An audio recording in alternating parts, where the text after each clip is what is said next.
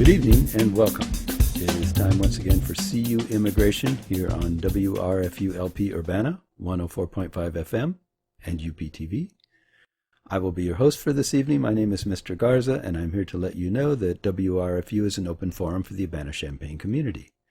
Views expressed are those of the speakers and are not intended to represent WRFU, UCIMC, or UPTV. These views are my own, and in this instance, also maybe some views that you will hear leaking through from the articles that I read. But basically, these are my views, and you can blame me and no one else but me.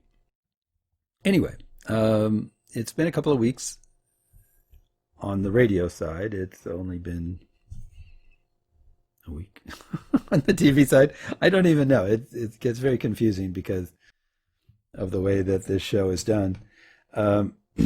But I do know it's been a couple of weeks as far as the radio show goes. And I was going to record one last week, but it was just right before the election. And every time I record a show right before the election, it ends up being something that I can't use because the election goes some completely different way. So it's like it will come out after the election, and you'll be sitting there listening to me pontificate about what might happen, and it's not what happens at least half the time. It's certainly not the last time. So anyway, squeaky chair again. Reasons to be optimistic. Well, we won, for one thing. And that's, it is momentous, it is joyous, it is all sorts of things. It's also, what do I want to say, nerve-wracking, because the current occupant of the White House has proven himself to be so unstable and so vindictive and so unconcerned about really the consequences for anyone but him, that the consequences of his actions for anyone but him, that I dread what he's going to do for his remaining time there. And it's going to be almost certainly something awful. I don't know, but it's he's been awful so far. I don't see why he's going to stop now. But anyway, I have a couple of articles about Biden and his immigration policy that I thought would be very germane at this point, because a lot of us that I know were voting not so much for anyone, but against someone in particular. And so they weren't all that concerned about what Biden was planning on doing, just so long as it was him doing it and not Trump. So I think this would be a good time to hurry up and familiarize ourselves with what Biden actually plans to do. How much of it he'll be able to get done, I don't know. At this moment, indications are that it'll probably still be a Republican-controlled Senate. We won't know. There are two runoff elections in Georgia that have never done very well for Democrats down there. But given the fact that Georgia turned blue this year, and people are fired up and motivated, and they see now the potential difficulty inherent in allowing the Republicans to remain the majority in the Senate, they might be willing to step up and do something about it. I mean, I know that a lot of people will try, but maybe that extra effort that led to a enormous turnout in this last election will lead to a similar turnout for this runoff in Georgia, and perhaps, possibly, maybe, I don't know. I'm not going to keep my fingers crossed or anything, because the big money and the dirty tricksters are going to be out in force. but could be. Could be. So I don't know. We'll see. But anyway, let's hear a little bit about Biden's plans here. The first article is entitled "A Biden Immigration Policy: New Hope for Immigrants and Businesses." Joe Biden is the next president of the United States. Unless Democrats win 2 runoff elections in Georgia, Biden may not have a Democrat majority in the Senate, making ambitious immigration legislation more challenging. Despite that, Joe Biden will have an opportunity to enact significant changes to U.S. immigration policy. By 2021, Donald Trump will have reduced legal immigration by up to 49% since becoming president, without any change in U.S. immigration law, according to a National Foundation for American Policy analysis. Reducing legal immigration most harms refugees, employers, and Americans who want to live with their spouses, parents, or children. But it also affects the country's future labor force and economic growth. Average annual labor force growth, a key component of the nation's economic growth, will be approximately 59% lower as a result of the administration's immigration policies, if the policies continue, according to the National Foundation for American Policy. Reversing these policies could be a vital part of the Biden immigration agenda. If the Biden administration understands only one thing about business immigration, it should be this: H-1B visas are inextricably linked with the ability of highly educated people to become employment-based immigrants and eventually American citizens. Restrictions on H-1B visas can prevent the next potential founder of a billion-dollar company from gaining a green card, and certainly will hurt international students. In addition to academic research that shows imposing H-1B restrictions push more jobs outside the United States, the country's future can be affected in other ways. 75%, 30 out of 40, of the finalists of the 2016 Intel Science Talent Search had parents who worked in America on H-1B visas. Legislative reforms could make it easier for individuals to gain permanent residence without an H-1B, but until that happens, if it ever does, an H-1B will remain the only practical way for many people to work long-term in the United States, including international students. Approximately 75 to 80% of full-time graduate students in key technology fields at U.S. universities are international students. H-1B visa holders understand that H-1B status is part of the American dream for many outstanding future immigrants, which is why Stephen Miller, the chief architect of the Trump administration's immigration policies, focused so much energy on restricting H-1B visas. The Trump administration did not pursue merit-based immigration. Denial rates for new H-1B petitions for initial employment rose from 6% in federal year 2015 29% through the second quarter of federal year 2020, according to a National Foundation for American Policy analysis. An April 2020 proclamation blocked the entry of legal immigrants to the United States in nearly all categories, including employment-based immigrants. Before a judge issued a preliminary injunction against it in October, a June 2020 proclamation suspended the entry of foreign nationals on H-1B, L-1, and certain other temporary visas. In October 2020, the Trump administration issued 3 new regulations that would profoundly change and broadly restrict H-1B visas. The Department of Labor's DOL rule that inflates salaries for H-1B visa holders and employment-based immigrants.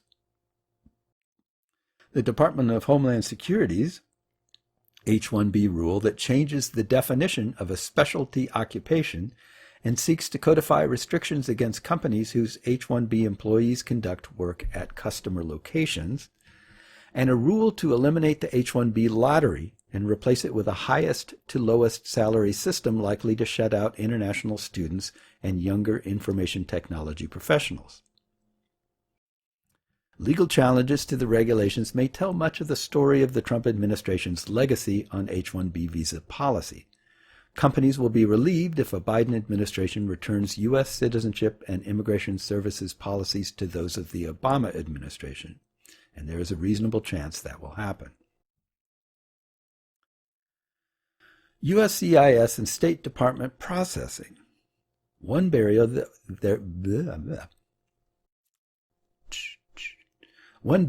will be hardest to break is the enormous backlog with both USCIS and state, says Jeffrey Gorski, senior counsel at Berry, Appelman, and Leiden, and former State Department attorney in an interview.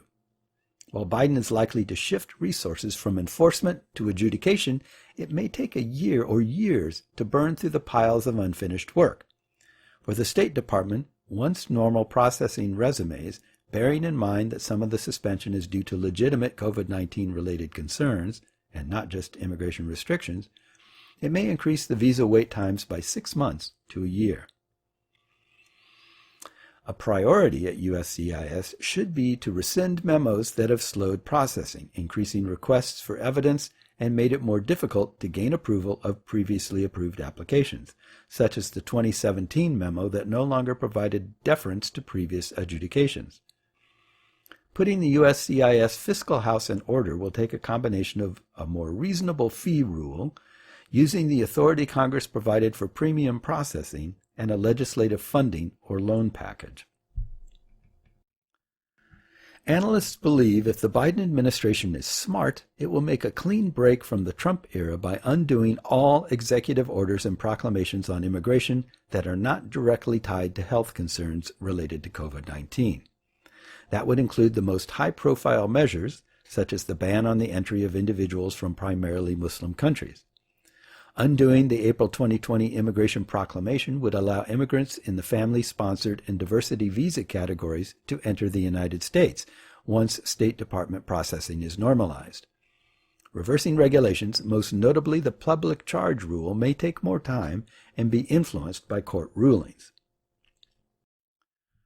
For years, the Trump administration has placed a proposed rule on the regulatory agenda to rescind an existing regulation that allows many spouses of H-1B visa holders to work, called H-4EAD. The administration could still attempt to take some restrictive action before Donald Trump leaves office. A priority for the Biden administration should be to fix processing for H-4EADs.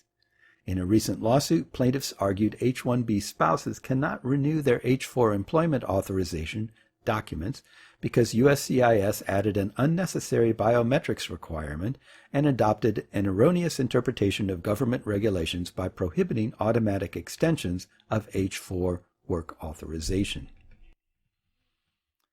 Biden's immigration policy document mentions eliminating the per-country limit for employment-based immigrants. Due to per-country limits, an employment-based green card applicant from India can potentially wait decades before gaining permanent residence. Legislation to address the problem passed the House of Representatives, but a series of demands by senators, the latest being Senator Rick Scott of Florida, first slowed then blocked the bill. It is unclear whether anything will change this Congress, but if major immigration legislation moves next year, fixing the per-country limit is likely to be included. Another standalone bill may be possible as well. Over the past 4 years, it took a great deal of legal activity, including a Supreme Court ruling, to protect the legal status of more than 600,000 recipients of the Obama administration's Deferred Action for Childhood Arrivals program, otherwise known as DACA. Joe Biden said protecting dreamers will be a priority. How he protects them will matter. Biden administration attorneys will need to decide if keeping the current program intact is the best approach legally, or if a different administrative approach would work better. Continuing protections for DACA recipients is favored by a 2-to-1 margin among voters, according to poll results released by FWD.US. That does not mean a legislative solution will be easy, particularly one that goes beyond DACA recipients, which the Biden campaign has said he will pursue. Even if Democrats control the Senate, at some point during the next 4 years, some compromise on the scope of a legislative solution, i.e. how many unauthorized immigrants, other immigration measures, is expected to be necessary for a bill to become law. The Trump immigration team made it a priority to break the link between international students and their ability to work in the United States after graduation. The DOL and DHS H-1B rules, along with eliminating the H-1B lottery, would make it much more difficult for international students to work in America after completing their studies, say universities. For students considering a degree abroad, 62%, not 62, a couple of them mentioned, 62% mentioned that being able to work in the country following the degree is very important, according to a survey of international students by study portals. The comment period ended last month on a significant proposed rule opposed by U.S. universities to limit the period of stay for international students. New enrollment of international students in the U.S. has fallen for years while rising in other countries, and this rule would drop U.S. levels lower, generating uncertainty as to whether students can complete their studies in the U.S. in a good way to ensure that they won't come to America in the first place. Research has found the proposed student rule is based on flawed DHS reports on student overstay rates. A Biden administration may need to decide what to do with this rule. The first immigration challenge of the Biden presidency could be how to address asylum seekers at the southern border. Biden has pledged to end the process that has forced tens of thousands of asylum seekers to live in camps in Mexico. Ending the camps with an orderly process and providing a new set of procedures that will affect other asylum seekers may need to be accomplished quickly. The priority will be to ensure human rights and avoid scenes of overwhelmed Border Patrol agents. It would be a disaster if, after campaigning against kids in cages, a shorthand reference to the Trump administration's family separation policies, a Biden administration created anything remotely similar. Biden officials should consider solutions that allow refugees to be interviewed outside the United States, including in their home countries, and develop solutions to enable individuals to work legally in the United States at jobs that do not require a high school degree, similar to, or even including, H-2B visas. Not everyone fleeing danger may qualify for asylum, but offering opportunities to earn a living in safety may be a desirable alternative, and it can take place in an orderly fashion. The Biden administration is likely to pursue unraveling Trump administration rules and Bureau of Immigration Appeals decisions that restrict asylum. That includes a Center for Disease Control and Prevention order that expels individuals before they are allowed to apply for asylum. Reforms to the system of immigration judges, including legislative reforms to make immigration courts independent, may be on the agenda. Joe Biden's immigration policy document states, quote, he will set the annual global refugee admissions cap to 125,000 and seek to raise it over time commensurate with our responsibility, our values, and the unprecedented global need, end quote. Donald Trump reduced the annual refugee ceiling by over 86%, down to 15,000 in federal year 2021, compared to 110,000 in the final year of the Obama administration. Biden has the authority to adjust the annual refugee ceiling after taking office, although rebuilding refugee processing and resettlement will take time. Quote, order an immediate review of temporary protected status for vulnerable populations who cannot find safety in their countries ripped apart by violence or disaster, end quote, is cited in the Biden policy document. Biden mentioned TPS for Venezuelans during the campaign, but hundreds of thousands of individuals from other countries, primarily from Central America, have lived in the United States for years and seen their TPS status ended by the Trump administration. The document mentions including such individuals in a possible legislative solution. Startup visas. Startup visas is a modest bipartisan legislative idea that could see renewed interest given the need for job creation. It was part of an immigration bill that passed the U.S. Senate in 2013. The United States does not have a startup visa for foreign-born entrepreneurs. A National Foundation for American Policy report found the federal startup program in Canada has helped create jobs and has a program run by the province of Quebec. The UK, Australia, and New Zealand also have startup visas, the Trump administration attempted to rescind a modest effort to allow foreign entrepreneurs to stay in the U.S. via parole. And finally, during the final days of his presidential campaign, Donald Trump warned people in Minnesota that Joe Biden would turn their state into a refugee camp. Immigration and Customs Enforcement, or ICE, plastered the faces of dark-skinned immigrants on billboards in swing states. Building a wall to keep out foreigners remained one of the federal government's top priorities. That will change in a Biden presidency.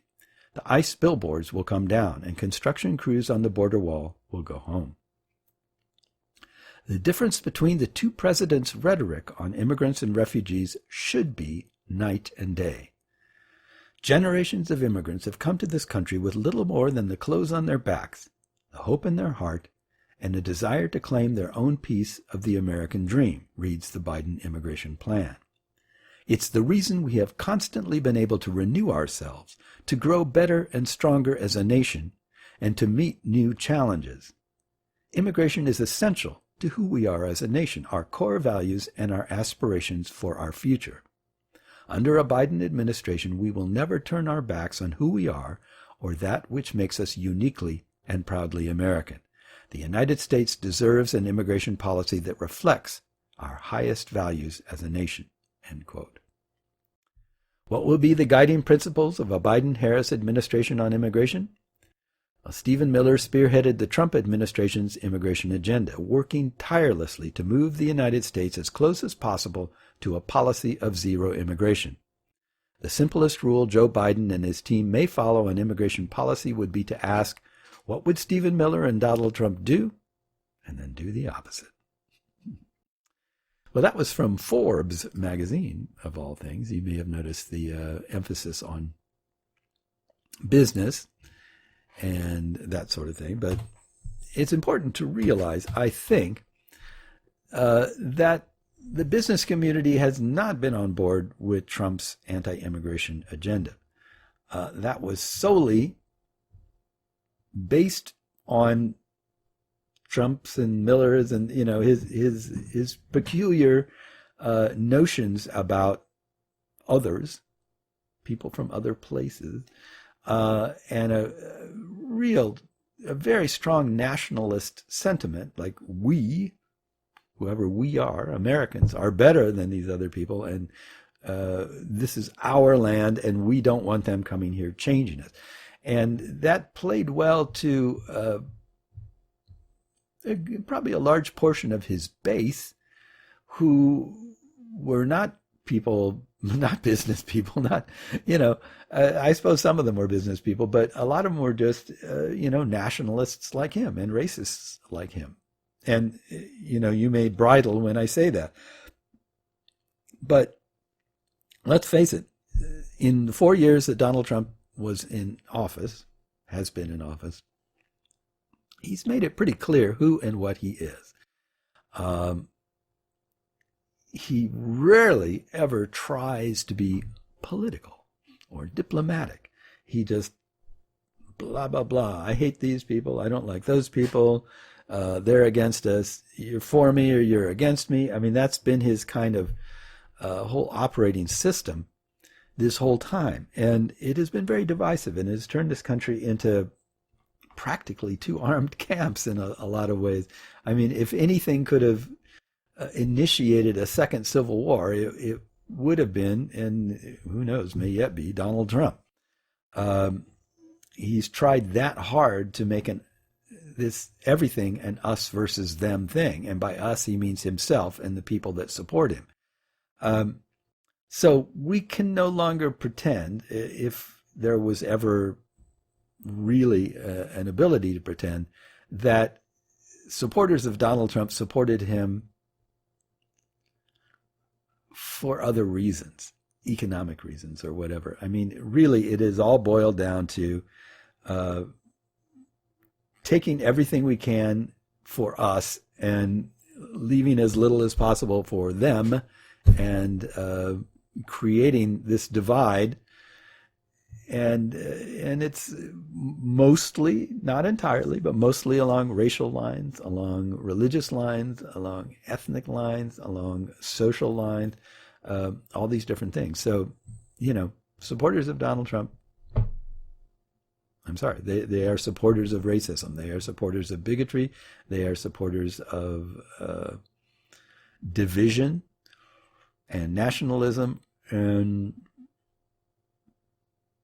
yeah, I mean, that's who and what he is. That is what and how he operated, and that's what he was selling. So, I don't see any way that I certainly can see people arguing with that point, but I don't see any way that anyone can argue in good faith. Would take an enormous amount of intellectual dishonesty to convince yourself that that was not the product that Donald Trump was selling. You just have to ignore like at least half or more of what he said and did in order to believe that. And I don't think that's really possible. Anyway, that's a little editorial aside, but I I don't know what to say. I mean, the election is over, so I can talk about this stuff in a way that it was more difficult to talk about during the run-up, because our FCC, our license, our everything requires us to not endorse political candidates and that sort of thing. So I couldn't tell you who to vote for and all that. But that's been very difficult, and it has made the show very difficult for me, because the rights and the wrongs of all of these issues are so clear to me, and I think to anyone who's looking at them reasonably. If you really want to believe otherwise, you can talk yourself into it.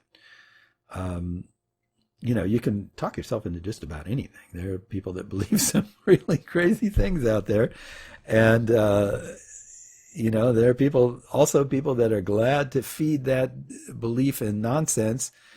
And that's going to be the biggest challenge of the 21st century, I think, is how to rein in mass ignorance and confusion again. Because I think, if you go far enough back in time, people lived in small communities, mainly.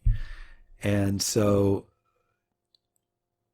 it was easy for, think of the Salem witch trials, for example. It was easy for sort of crazy theories to just sort of like spread.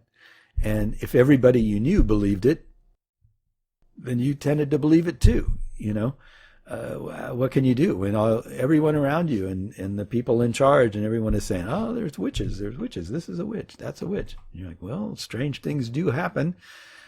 Maybe it's witches. It was easy for that kind of thing to sort of take hold in areas and kind of overwhelm people, overwhelm common sense. And then media in general, the birth of media kind of pushed that to the margins a great deal, because initially media was such a controlled thing. It was a top-down thing. It was mass media. And so the mass media comes out. So you watch the news. When I was a kid, watching the news was